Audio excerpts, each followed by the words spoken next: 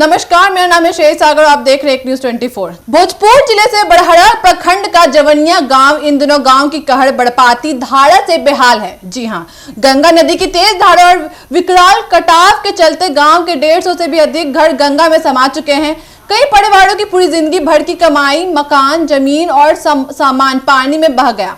यह गांव अब तबाही और बेबसी की एक जिंदा तस्वीर बन गया है। कटाव की रफ्तार इतनी तेज है कि ग्रामीणों को अपने घर छोड़ने तक का मौका नहीं मिला। देखते ही देखते पक्के मकान जमींदोज हो गए और बचे खुचे लोग सिर पर सामान और बच्चे को उठाए खुले आसमान के नीचे आ गए। भारी संख्या में लोग राहत शिविरों में शरण लेने को मजबूर हैं। सरकार और प्रशासन की ओर से राहत शिविर तो बनाए गए हैं, लेकिन वहां सुविधाओं की भारी कमी है। गाँव के बुजुर्ग और किसान हरिनाथ यादव बताते हैं कि हर साल गांव किनारे थोड़ा बहुत कटाव तो होता था, लेकिन इस बार कटाव ने गांव का नक्शा ही बदल दिया। उनका कहना है कि प्रशासन को पहले से ही चेतावनी दी गई थी। पानी का स्तर लगातार बढ़ रहा है, लेकिन कोई सुनवाई नहीं हुई।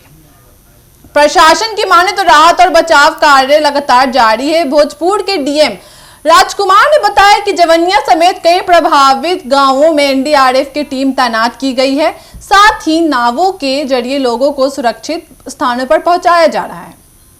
राहत शिविरों में खाने पीने और प्राथमिक स्वास्थ्य सुविधाओं का पूरा इंतजाम किया गया है, लेकिन जमीनी सच्चाई इससे काफी अलग हो सकती है। स्थानीय ग्रामीणों का कहना है कि राहत सामग्री नाकाफी है और अधिकतर जरूरतमंद परिवार अब भी बिना छत के जीवन व्यतीत कर रहे हैं। बच्चे बीमार पड़ रहे हैं और महिलाओं को शौचालय जैसी सुविधा भी नहीं मिल पा रही है।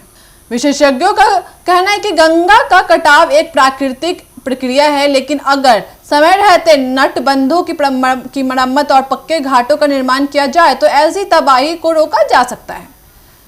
हर साल मानसून में गंगा किनारे बसे गांवों को ऐसी संकट का सामना करना पड़ता है, लेकिन दीर्घकालिक समाधान पर अमल नहीं हो पा रहा। भोजपुर के जनप्रतिनिधियों ने भी सरकार से अपील की है कि कटाव प्रभावित गांवों के लिए विशेष पैकेज घोषित किया जाए और लोगों के पुनर्निवास की व्यवस्था की जाए। साथ ही गांव किनारे बसे लोगों के लिए स्थायी नटबंद और सुरक्षात्मक दीवारों का निर्माण जल्द से जल्द किया जाए।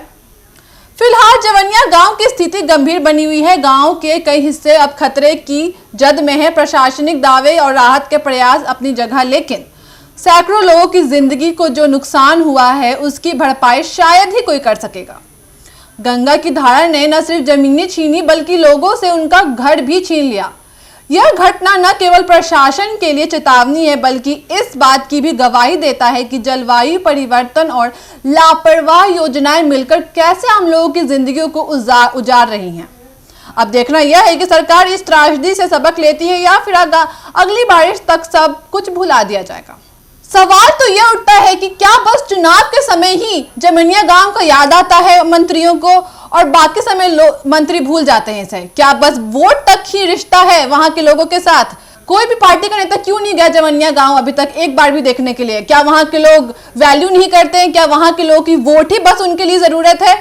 क्या लोगों की जिंदगी जरूरी नहीं है उन लोगों के लिए? मंत्रियों का ध्यान बस चुनाव को लेकर रणनीति बनाने में है, ना कि लोगों को देखने में। जवनिया गांव जो बिहार का है, यहाँ के जो मंत्री हैं, जो यहाँ का पूरा सिस्टम है, वो उधर नहीं जाके देख रहा है।